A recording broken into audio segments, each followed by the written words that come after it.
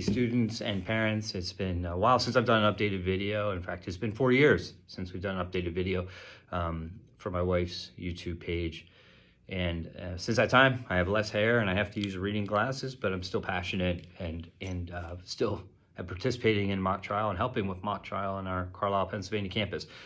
Back in March of 2020, when we first did the videos, we created those because we couldn't meet in person because of COVID, and we were doing Zoom meetings, and it was really hard to prepare for mock trial. It was hard for us to meet and work together as a group over Zoom, and it was hard to take the time to work with the students individually as they developed their theme, their theory, their direct questions, their cross-examination questions, as they worked together with their witnesses. It was difficult. So we tried to navigate that, and we wanted to provide some instruction to reinforce that. So we put the YouTube videos together. Also, we were going to go against another campus, so we wanted to provide that to them for fairness so that they could also have the same type of resources. A lot of questions were asked, is this an outside resource? Are we providing something, that would violate the rules? Quite simply, I was taking a mock trial packet and the information in the mock trial packet and breaking it down in a way that I would with a jury if I was trying a case to challenge B students so that they could understand it. So we always wanted to update the videos. It's been 4 years. My wife at that time was in, my youngest son, and my wife were in Challenge B. My wife was tutoring it. Now he's in Challenge 4, getting ready to graduate, and she's still tutoring. But just want to let you know that we're going to update the videos. We're going to add some new content to those, so look for that in the next couple of weeks. Trying to stay ahead of you because I know you're preparing for this spring's mock trial.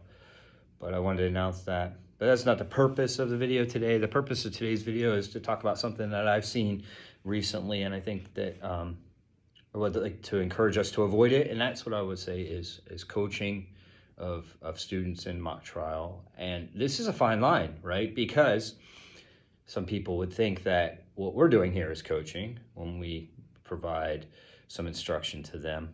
But I think there's a big difference between telling the students certain things, like this is what a theme is, this is what a theory is, this is how to do a direct examination, this is how to do a cross-examination, this is an example of it, versus this is what you should say.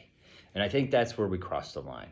So if we were helping the students, for example, with one of the hardest areas of the mock trial process, besides objections, I think one of the hardest areas for anyone, even attorneys, to grasp is the theme of the case. And in your mock trial packet I have in front of me here, it says the theme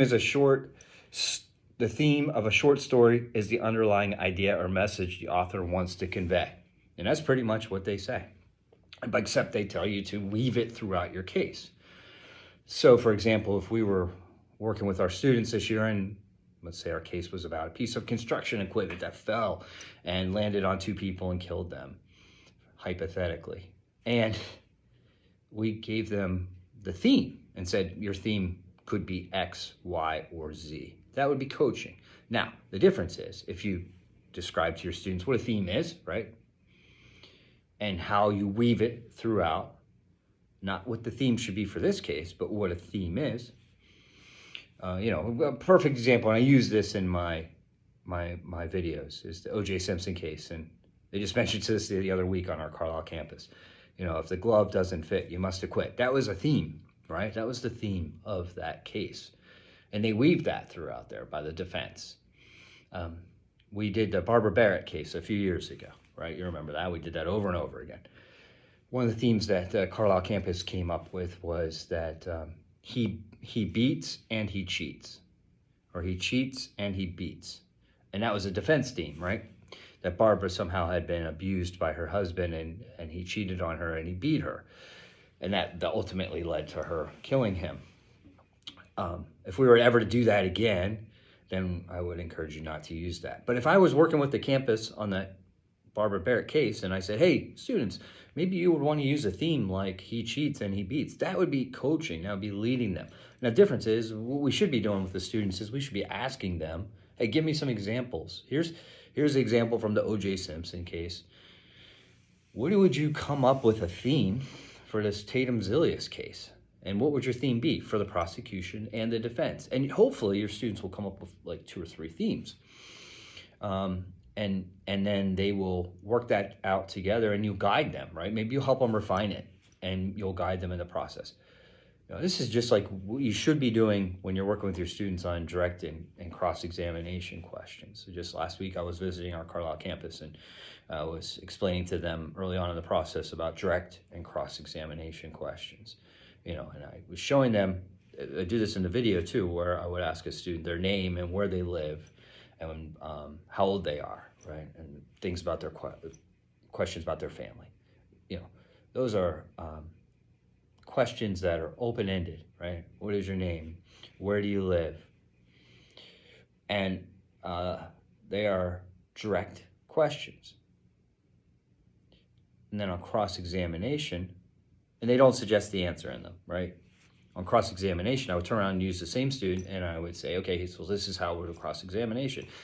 After I said, what is your name? Where do you live? Got all that information from them. I took the same student and I said, your name is blank, correct? You live at blank, correct? And in fact, your family is blah, blah, blah. And showing them the example about how those questions, in one case, you're giving me the answer in direct. And on the other one, I'm providing you the answer through my question on cross. And that's really, I think, a powerful way to do that. And again, not using the facts of the case that they have, but showing them an example of how to do that. Now, further on, when we get further on into this semester, your students are going to digest this information. They're going to bring the information to you, and they're going to bring what they believe are some direct and cross-examination questions, working with the witnesses after you've assigned the roles. It would be appropriate for you to help them navigate that, help them navigate the process, but not going so far as telling them what exact questions to ask. Look, the reason for that is, while you think that it's helping the student, and it may be in the short term, in the long term, it's not benefiting them, because at some point they're going to have to do the mock trial, and they're going to go in front of a judge, hopefully, at the end of this semester, and they're going to be on their own, because the rules are really clear. You can't have contact with the students while they're doing mock trial. And I've seen it time and time again, where a student is so scripted to stick to their questions. And we tell them not to do that, right? We tell them, no, don't look down at your paper and ask the question, listen to the answer, right? They're so stuck on this because they maybe had not even written the questions, or maybe don't understand the questions, because it is a hard concept. That when the witness doesn't give them the answer they want, they don't know where it is in the witness's statement. Or on cross-examination, a witness may give a different answer, and they aren't able to challenge their testimony, the witness's testimony, by using the witness's statement on cross-examination. All because they don't own those questions. Someone else helped them do that. And I've seen it on objections too. And objections are a little harder, right? Because you have to think on your feet, and it is a higher level thinking. But I like whenever we do objections in court, and I'm proctoring a mock trial, to give obviously both sides an opportunity, the person making the objection and the other side to respond to the objection. I like to give them a little latitude because they're 8th graders. So if they can come up with something as a reason why they're going to ask that question, maybe on a relevancy or a hearsay, or some objections that's raised, then I would try and give the student a little bit of latitude, or have to sustain the objection if they don't have any response. So I've seen that time and time again. Some of it's nerves, and some of it is they just haven't been able to own the work because someone else has done it for them. So I encourage you to, at this point, really to help them, ask lots of questions, but let them own the work. And I think majority of people do it, but sometimes in certain areas we get stuck. And I really have to resist it when I'm helping with a campus, because I know the way that I would do it, but that's not necessarily the way that the students would do it. And frankly, sometimes it's not the right way to do it, even though I'm an attorney, because it's not right for that student. So I would encourage you to do that. I do want to end on a positive note, because I do think overall, I'm very impressed year after year. especially when we do the same case year after year, that students are able to glean new things out of this content that I have never seen in the previous years. And it's always amazes me to see how we progress as a community and how students progress over the semester, really. And it is amazing to know, to see these students go from 8th graders to mini trial lawyers in a matter of months. And you should be really proud of that. So I just want to take this opportunity to remind you to resist the urge of telling them what to do, and instead, ask them the questions. When they ask you, what should I do? Ask them what they think they should do, or help them work through it. But just don't tell them exactly what to say. So hope this makes sense. Hope this is helpful. Look for more videos coming forward. And again, comment if you have any questions or if you disagree with me, especially if you disagree with me, because I like that. But keep up the good work and